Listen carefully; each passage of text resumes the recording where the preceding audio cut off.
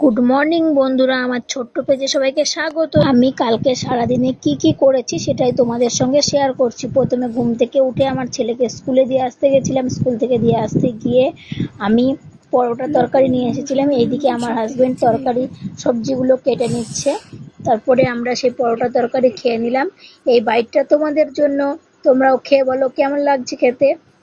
তারপরে আমি মাছ কেটে বেছে ধুয়ে নেব। আমার বোন এসেছিল, তার জন্য ইলিশ মাছ নিয়ে আসা হয়েছিল। তো ইলিশ মাছটা কেটে নিচ্ছি, তারপর ধুয়ে নিয়ে চলে এসেছি। এবার কেটে ভালো করে দেখো ইলিশ মাছটা কি রক্ত। ইলিশ মাছটা খেতে খুব সুন্দর ছিল। আর তোমরা তো জানো ইলিশ মাছ মানেই সুন্দর। ইলিশ মাছ খেতে সবারই ভালো লাগে।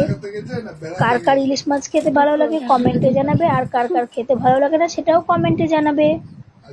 তারপর আমি ইলিশ মাছ কেটে নিয়ে আমি রান্নার জায়গাটা পরিষ্কার করে রান্না বসানোর জন্য প্রথমে মশলা করে নেব।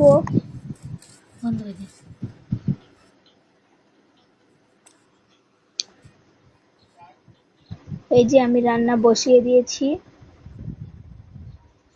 মাছটা ইলিশ মাছ ভাপা হবে, আর চাল কুমড়োর ঘন্ট মাছের মাথা দিয়ে, আর চাল কুমড়োর খোসা আর আলু ভাজা করব আমি রান্না আজকে, আর মসুরির ডাল আর ভাত। আমার রান্নাগুলো কেমন হয়েছে সেটা কমেন্টে জানাবে। আর তোমাদেরও সবার নিমন্ত্রণ রইল, তোমরাও চলে এসো। আমার এই খাবারগুলো যার যার খেতে ভালো লাগবে, যার যার ইচ্ছে করবে। তারপরে সন্ধ্যাবেলায় আমার ছেলে চিপস খেয়ে নিয়েছে, আমিও দুটো একটা ওখান থেকে খেয়ে নিয়েছি।